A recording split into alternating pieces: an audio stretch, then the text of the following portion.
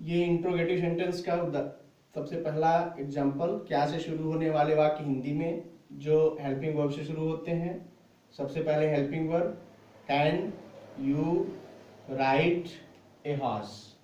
ये helping verb और main verb आप पहले से ही अपने दिमाग में रखें कि ये हमेशा टेंस के अनुसार प्रयोग किए जाते हैं। टेंस के अनुसार ही इनको प्रयोग करना होता है। यार यहाँ कोई टेंस नहीं, ये मॉडल ऑक्सिलरी है। अभी आप मॉडल ऑक्सिलरी वर्ब में पढ़ेंगे तो ऑक्सिलरीज को और भी डिटेल में करूंगा। आगे चलते हैं। दूसरा इसका जो रूप होता है उसे हम कहते हैं प्रश्न सूचक शब्द, क्वेश्चन वर्ड वाले सेंटेंस। क्वेश्चन वर्ड वाले जो सेंटेंस होते हैं उनको इसमें रखा जाता है। तो इसका जो फार्मूला होगा, रूल बनेगा, वो हो जाता है कि सबसे पहले आप क्वेश्चन वर्ड को ही रखें, फिर आप हेल्पिंग वर्ब को रखें, फिर सब्जेक्ट, फिर मेन वर्ब, फिर ऑब्जेक्ट, फिर अदर्स, और उसके बाद क्वेश्चन मार्क का प्रयोग किया जाता है। ये इस तरह से इंट्रोगेटिव सेंटेंस का आप एग्जाम्पल देख रहे थे। जैसे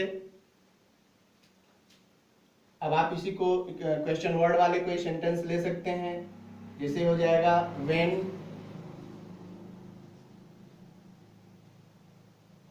will you complete your work. इसमें आप देख सकते हैं व्हेन क्वेश्चन वर्ड है, विल हेल्पिंग वर्ब है, you subject, complete main verb, your work object के रूप में आया। हेल्पिंग वर्ब जो है वो टेंस के अनुसार, हेल्पिंग वर्ब और मेन वर्ब ये आप पहले से ही जानते हैं, ये हमेशा आप दिमाग में रखें। जहां भी मैं हेल्पिंग वर्ब और मेन वर्ब लिखता हूं वहां हेल्पिंग वर्ब और मेन वर्ब हमेशा टेंस के अनुसार ही प्रयोग किए जाएंगे। इसी तरह से आप तीसरा सेंटेंस देखिए। Third one is imperative sentence.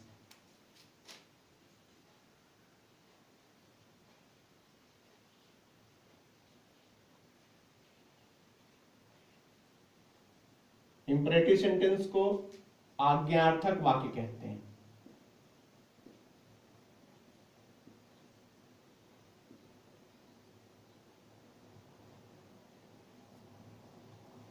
ऐसे सेंटेंसेस, इंपरेटिव सेंटेंस ऐसे सेंटेंसेस जिसमें आज्ञा, प्रार्थना, सलाह, सुझाव इत्यादि व्यक्त किए जाते हैं तो उन्हें हम इंपरेटिव सेंटेंस कहते हैं। इंपरेटिव सेंटेंसेस बनाते समय ये ध्यान रखना है कि इसमें भी दो तरह के वाक्य बनते हैं। एक होता है जो वर्ब फर्स्ट से शुरू होता है, verb first plus object plus others. ये जो वर्ब फर्स्ट मीन्स वर्ब का फर्स्ट फॉर्म, डायरेक्ट वर्ब का फर्स्ट फॉर्म ही प्रयोग किया जाता है। ऐसे सेंटेंसेस जिसमें आज्ञा या सलाह, एडवाइस वगैरह दी जाती है, ऐसे सेंटेंसेस में सब्जेक्ट नहीं होता, या यूं कह सकते हैं कि सब्जेक्ट छुपा होता है और ऐसे वाक्यों का सब्जेक्ट यू होता है। ऐसे सेंटेंसेस का एग्जांपल आप देख सकते हैं, जैसे complete your work.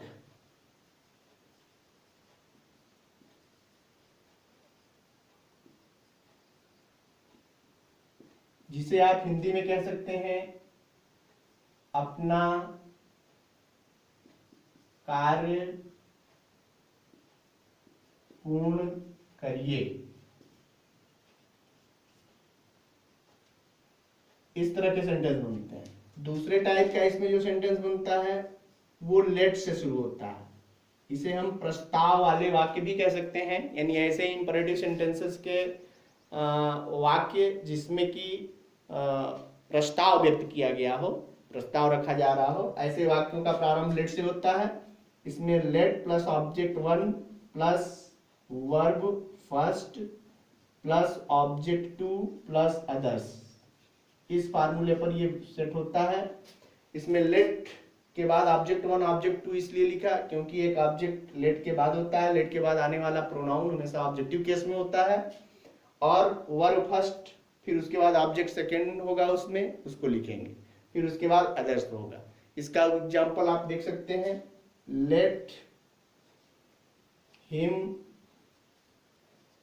Right A poem. इसमें आप देख सकते हैं कि लेट के बाद यहां हिम ये ऑब्जेक्ट वन है, और वर्ब फर्स्ट के बाद ये ऑब्जेक्ट टू है। इस तरह से ये प्रस्ताव वाले सेंटेंसेस हैं जिसमें प्रस्ताव व्यक्त किया जाता है। इसे हिंदी में आप कह सकते हैं, उसे एक कविता लिखने दो।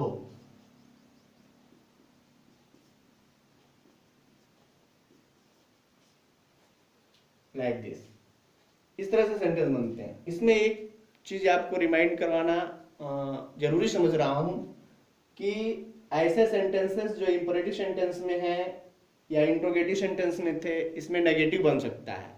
तो इंट्रोगेटिव सेंटेंसेस में नेगेटिव बनाते समय तो आप डायरेक्ट जो है सब्जेक्ट के बाद नॉट का प्रयोग कर दीजिए। इंट्रोगेटिव सेंटेंस में नॉट या नेवर का स्थान निश्चित हो जाता है। परंतु जब इंपरेटिव सेंटेंस में नेगेटिव आता है तो इंपरेटिव सेंटेंस में नेगेटिव बनाते समय इसमें डू नॉट या नेवर, डू नॉट का हिंदी में आप अर्थ निकालें तो मत, और नेवर का अर्थ निकालें तो कभी मत, ऐसा प्रयोग करने के लिए आ रहा है नेगेटिव बनाने के लिए। तो ये नेगेटिव के जो वर्ड हैं ये इंपरेटिव सेंटेंस के दोनों फार्मूलों में सबसे पहले ऐड हो जाते हैं। यानी ये दोनों जो है नेगेटिव बनाते समय इसमें सब पहले ऐड हो जाएंगे। जैसे इसी सेंटेंस को आप देख सकते हैं, कंप्लीट योर वर्क, अपना कार्य पूर्ण करिए, या इसी कह दिया जाए अपना कार्य पूर्ण मत करिए। तो आप डू नॉट का प्रयोग जब इसमें प्रयोग करेंगे तो डू नॉट यहीं पहले प्रयोग कर दिया जाएगा। या नेवर आ गया, कभी मत पूर्ण करिए, तो नेवर यहां लगा दिया जाएगा। इसी तरह से इसमें दो वाले वाक्यों में भी, इस तरह के वाक्यों में भी आप इसको जो है लेट के पहले डू नॉट या नेवर का प्रयोग कर सकते हैं। इसके अलावा कुछ वर्ड्स होते हैं, जैसे कभी हमेशा आ जाए, हमेशा के लिए ऑलवेज का प्रयोग होता है, और कृपया जैसे शब्द का प्रयोग कर दिया गया है। तो प्लीज ये जो है वाक्य में सबसे पहले प्रयोग कर दिया जाता है। इनको वाक्य में पहले ही प्रयोग किया जाता है। इस तरह से आपने देखा कि ये इंपरेटिव सेंटेंस का वाक्य भी एक प्रोसेस में है, सिस्टमेटिक वे में सबके सारे शब्द के स्थान निश्चित किए गए हैं। इसी के आधार पर आप अंग्रेजी में लिखे हुए वाक्यों को समझ सकते हैं कि ये वाक्य किस सेंटेंस में है, या किसी हिंदी से अंग्रेजी बनाते समय वाक्य को भी हम किस सेंटेंस के किस फार्मूला या रूल के हिसाब से उसे रखें, ये सब आपको इस नियमों से पता चल जाएगा। ये सिस्टम है या यही सिस्टमेटिक वे है किसी भी वाक्य का अनुवाद करने के लिए या वाक्य को समझने के लिए। आइए नेक्स्ट चलते हैं, ये थर्ड था, अब हम फोर्थ सेंटेंस की ओर चलते हैं।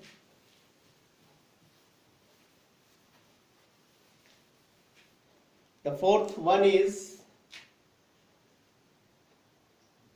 exclamatory sentence।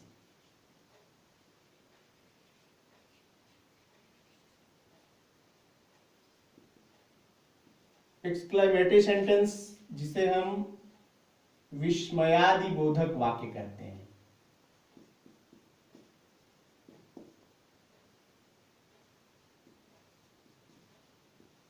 ये विस्मयादि बोधक वाक्य एक्सक्लेमेटरी सेंटेंस में ये भी दो तरह से या दो तरह के बनते हैं। इन्हें आप दो तरह के पार्ट में बांट कर देखेंगे तो ये आपका कॉन्सेप्ट क्लियर करेगा। इसमें सबसे पहले हमने एक वो तैयार किया है, जिसमें सबसे पहले आपको देखना होगा कि एक्सक्लेमेटरी सेंटेंस बनाने के लिए कुछ इंटरजेक्शन शब्दों का प्रयोग किया जाता है, और ऐसे इंटरजेक्शन शब्द जो अलग अलग सेंस एक्सप्रेस करते हैं, ऐसे अलग अलग सेंस व्यक्त एक्सप्रेस करने वाले कुछ इंटरजेक्शंस को मैं यहाँ एग्जांपल के रूप में देता हूं। जैसे इंटरजेक्शंस प्रसन्नता या खुशी व्यक्त करने वाले कुछ इंटरजेक्शंस होते हैं, जैसे आप जानते हैं हुर्रा,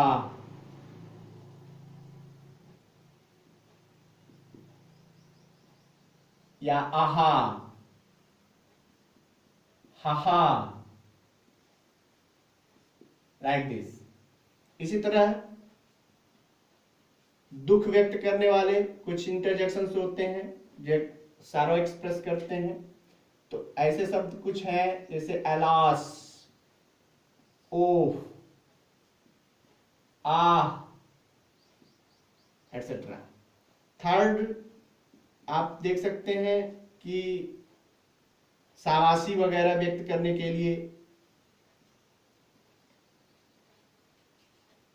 शाबाशी व्यक्त करने के लिए शब्दों का प्रयोग किया जाता है वेल डन, ब्रेवो, एटसेट्रा। इसी में एक अलग से सेंटेंस बनता है, वो कितना, कितनी, कितने के लिए होता है। कितना, कितनी, कितने के लिए बनता है। इसे हम एक्सप्रेस करने के लिए एक्सक्लेमेशन या इंटरजेक्शन वर्ड के रूप में प्रयोग करते हैं, व्हाट, ए या हाउ। इसके लिए अलग से फार्मूला बनाना है, इसलिए इसको हम अलग रखते हैं। पहले इन तीन के लिए एक रूल देते हैं कि जब इस तरह के सेंस वाले सेंटेंस आ जाएं तो हम उनका ट्रांसलेशन कैसे करें या उनको हम कैसे समझें।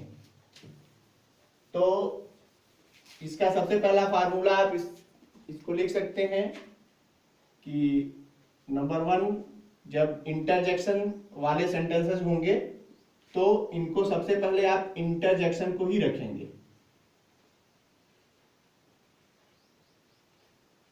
इंटरजेक्शन शब्द और उसके तुरंत बाद एक्सक्लेमेशन मार्क का प्रयोग करेंगे। देन सब्जेक्ट, फिर आप टेंस के अनुसार हेल्पिंग वर्ब, फिर मेन वर्ब, फिर ऑब्जेक्ट या अदर्स आप प्रयोग कर सकते हैं। अंतिम में आप फुल स्टॉप का प्रयोग करेंगे। इंटरजेक्शन शब्दों के साथ ही एक्सक्लेमेशन मार्क का प्रयोग कर दिया जाएगा। इस तरह के वाक्य को समझने के लिए, जैसे एक सेंटेंस है, आहा, I have won the match. इसे आप देख सकते हैं, ये है इंटरजेक्शन, उसके बाद सब्जेक्ट। बाकी सारी प्रोसेस आप देख रहे होंगे कि ये अफर्मेटिव के नियमों की तरह चल रहा है। ये इंटरजेक्शन प्रयोग कर देने मात्र से ये अफर्मेटिव का सेंटेंस जो है वो एक्सक्लेमेटरी सेंटेंस बन गया है। इसी तरह से ये एक सेंटेंस आपके सामने है कि कितना, कितनी, कितने आ जाएं, इस टाइप के शब्द आ जाएं जो एक तरह से आश्चर्य व्यक्त करते हैं, इन्हें हम आश्चर्य व्यक्त करने वाले शब्द कह सकते हैं। तो इनका थोड़ा सा एक अलग से रूल फॉर्मूला आप दिमाग में रखें कि सबसे पहले इसमें आता है व्हाट, ए या हाउ, फिर आता है एडजेक्टिव, इसमें बीच में कोई एडजेक्टिव रहेगा उसे लिखेंगे, फिर उसके बाद यदि कोई नाउन है तो उसे लिखेंगे, फिर उसके बाद सब्जेक्ट और फिर उसके बाद वर्ब का प्रयोग किया जाएगा। ऐसे सेंटेंसेस में एक्सक्लेमेशन मार्क हमेशा सेंटेंस के अंत में ही जाता है, इसे भी आपको ध्यान देने की जरूरत है। जैसे एग्जांपल देख सकते हैं, what a wonderful site it is. इसमें भी आप देख सकते हैं कि यह कितना सुंदर या अद्भुत दृश्य है। ये व्हाट ए, फिर उसके बाद ये वंडरफुल एडजेक्टिव है, फिर ये नाउन है, फिर again it is subject and it is verb. ये इसका एक सीक्वेंस है, क्रम है, शब्दों का एक क्रम है। इनको आप ध्यान से समझें और आगे के सेंटेंसेस आप अपने एक्सरसाइजेस के माध्यम से और भी इसको डिटेल करते रहें। Next and last sentence is optative sentence.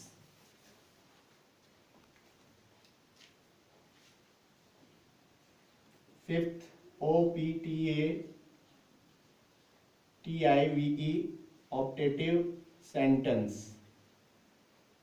इसे कहते हैं इच्छावाची वाक्य। यहां आपको समझने की जरूरत है कि किस तरह के वाक्यों को हम इच्छावाची वाक्य समझें। ऐसे सेंटेंसेस जिसमें आशीर्वाद हो या श्राप हो